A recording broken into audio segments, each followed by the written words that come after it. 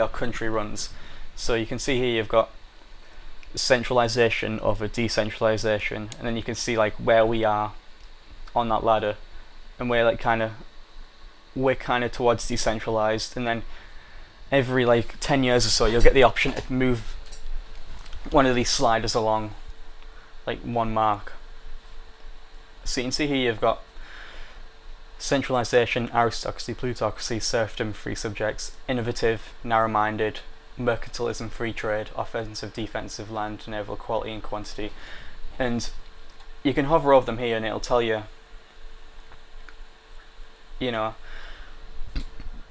sorry about that, it'll tell you like how this affects your country. So like if you hover over centralization, you can see it gives you a whole bunch of benefits. Like your tax will increase, inflation will go down, spy efficiency and national spy defense will go up.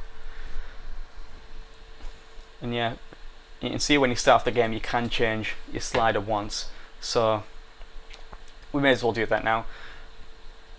Pretty much no matter which country you play as, you always want to get your centralization as high as possible. You can see this kind of red arrow here. That means in our form of government you can't move it past that arrow. So but still we can move it a few points to the left, so you want to always get as close to centralization as possible, and that's what we'll be focusing on first. And later on, as we go down time, we'll focus on other things and we'll explain them as we go along. So right now you guys will just click on the centralization arrow once. Here we go. And every time you change one of your sliders a point, it'll always have some sort of effect on your country. Something will happen. So if you hover over it, you can see at the bottom the following may happen if you go in this direction, and then you've got a 33.3% chance of one of three things happening. And here it's country destabilized, which means we'll lose one stability, a large revolt, or a local pretender rises, which is the same as a large revolt really. And you can see we kind of got lucky in that the local pretender rises, and here you can read what caused that, and then if you click on it here it says 8 pretender regiments rise up in Gascon. Basically what that means is 8 regiments will rise up in revolt in in the region of Gascon, which is down here in southern France. So yeah, just click on that, and then as you can see, because they changed it, here's the rebellion with the local pretender, and we'll deal with him later on. Okay, moving on to the next one here, you've got your discipline and tradition, which is basically your discipline is pretty obvious, and that means how disciplined your troops are. And currently at 104%, which is pretty average, to be honest. Most countries have around 100% discipline anyway. And your army and naval tradition, what they are is, as you fight loads of battles and stuff like that, the tradition of your army will go up. And with that tradition, you kind of use it as a currency to recruit generals and admirals and things like that. And then the higher tradition, the better the general or the better the admiral that you're going to recruit. So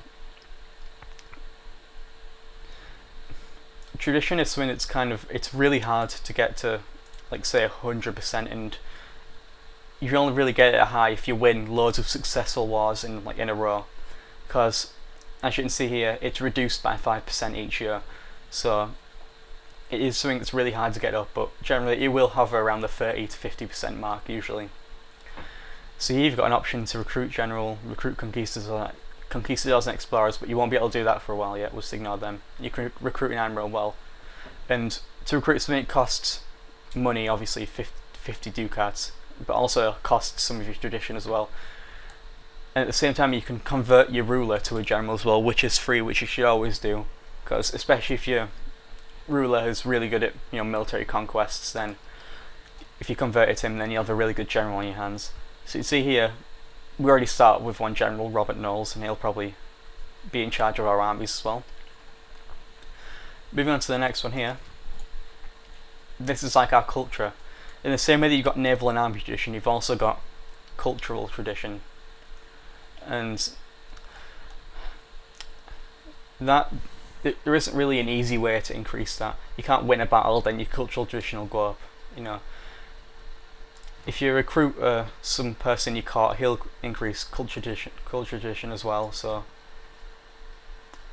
you can always use that. And then at the same time, you've got here a bunch of cultural decisions, and when you can do these will increase your tradition as well. And basically what you use this tradition for is to recruit, great men for your court, because in the same way that you recruit generals and admirals, you can recruit these great men. And you can see here, we can recruit a philosopher to increase our prestige, increase a natural scientist to increase our production, tech investment, and things like that. And you can see here it says lose 20 cultural tradition, and that's how much they cost. And in the same way that if you have a higher army tradition, you'll recruit a better general. If you have a high cultural tradition and you recruit someone here, they'll be like 5 or 6 stars instead of the 3 and 2s that we have here. And long-term goal, obviously, it is perfectly possible to keep your cultural tradition, hovering around the 80 to 100% mark, and we'll go over steps on how to do that later on. So finally, the last part of this menu here is like your mission and national decisions menu.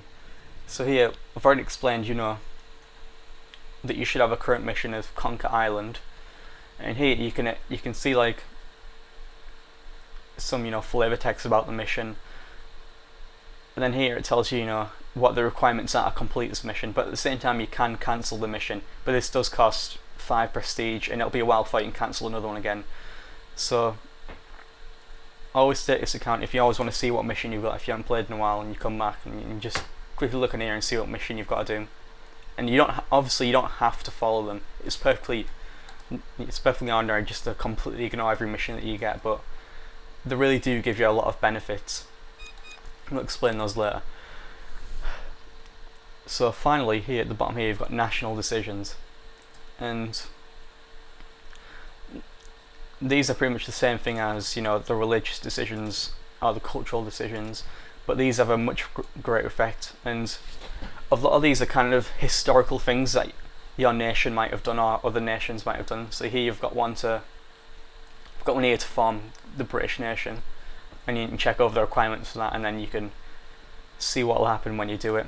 So you've got to select pass Liquor Act,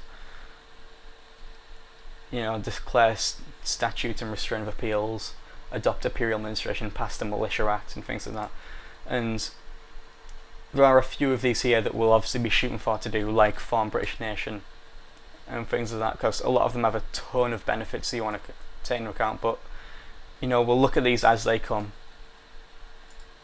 So there we are. That's explained pretty much the UI, and it kind of is, I know it is a lot to take in at first, but really just deal with it one point in deal with each part one at a time, and don't try and take all of it in at once. And as you play the game and as you progress through, you'll slowly learn more about each one and what affects them and how to increase them and how to exploit them to maximum effect and things like that. So, and as we play through more of this England game, you'll see how they affect each other and what decreases them, what increases them, and things like that. So I think that'll do for now. Next time on this playthrough we'll go over what our position is in the world, what our aim is, what I hope to achieve at the end of this Let's Play, and we'll start going through the first initial months and years and maybe declare war on a few nations and things like that, and we'll cover battles and loading troops onto fleets and things like that. So thank you for joining me, and I hope you enjoyed this. Don't try and the hardest thing when playing all Paradox games is that you kind of get overwhelmed when you first play it, but if you stick through it you'll find a really rewarding experience behind that. And to be honest, it's not too hard to learn once you get into the swing of things. Okay, thank you for joining me, and I hope you'll join me next time.